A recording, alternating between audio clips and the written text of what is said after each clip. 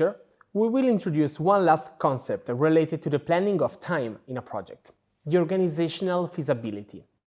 Discussing the creation of a Gantt chart, I've often mentioned the common use of digital tools to create the Gantt chart, which is an amazing opportunity, but also a common threat to the topic of this lecture. We've built the Gantt chart on the basis of the WBS, the OBS, and the RAM, considering the duration of activities on the basis of who is going to perform the activities. Still, in the creation of the Gantt chart, the people involved in the activities were not considered anyhow. Therefore, before moving on, we need to be sure that the plan that we have done is actually feasible. Let's build on the example we were doing in creating a Gantt chart, and let's add a new column to the table, the responsible of each activity and their allocation to the activity, meaning the amount of time we expect this person to work on the activity on a daily basis. For example, we'll have Mark working on activity A and B for 100% of his time, which means he is scheduled to work full-time on those activities. Still, he is also involved for 50% of his time on C and D, where there is also N for 50% of her time.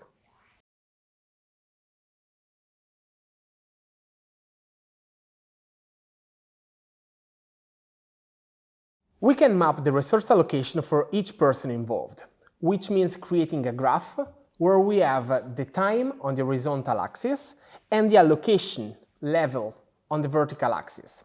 In this case, we would have a graph for Mark and again a graph for N.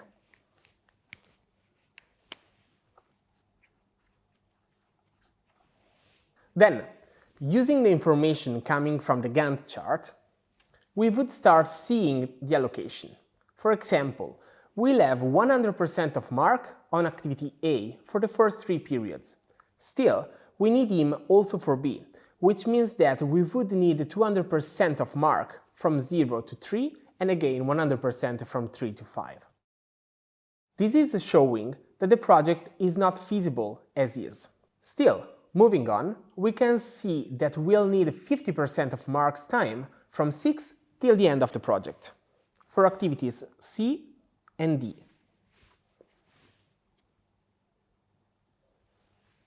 Building Anne's graph, we would see that she'll be allocated to the project for 50% of her time from 6 till the end, to cover activities C and D. Well, this very simple analysis showed us that we'll never finish the project in 15 with this plan. We would need 2 marks at the beginning of the project to do so. In other words, we checked the organizational feasibility and we realized that this Gantt chart is not feasible, even though logically it worked. Still, this does not mean that we are not going to do the project. It means that we need to replan it. A first option may be using N on activity B, but a question here should rapidly emerge. Can she do that? Does she have the right skills? Could she do it in 5 periods? Maybe her productivity is lower or she does not have the right skills. Obviously, we may even involve someone else, if we can, or we need to reschedule the project. For example, having B that starts at the end of A. But now we have a new question. Is it okay to finish the project in 18? Well, we'll need to check the constraints coming from the customer. This would also make all the activities critical, making the project slightly riskier.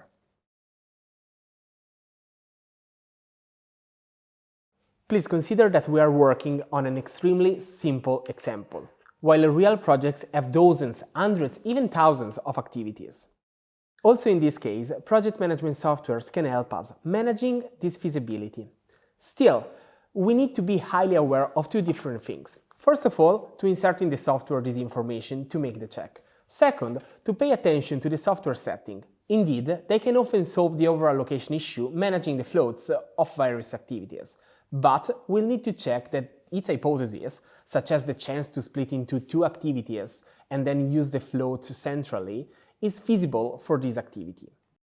In this perspective, let's say something more about the float.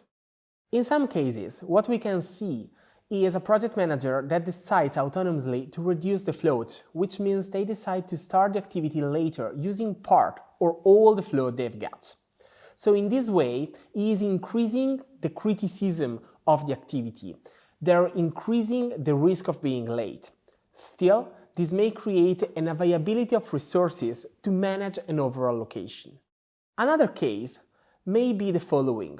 Let's pretend to have a short activity at the beginning of the project which is very relevant in a cost perspective, and it has a very long float. The project manager may decide to use a portion of the float to delay the beginning of the activity to avoid a cost in the early phase. Obviously, this is increasing the risk level of the project from a time perspective. In many cases, projects are delayed, but the reason is often not a poor executing phase, but a poor planning phase. If we plan things that are just not possible, then there's no surprise in not doing them. Then pay a lot of attention in the organizational feasibility of what you are planning.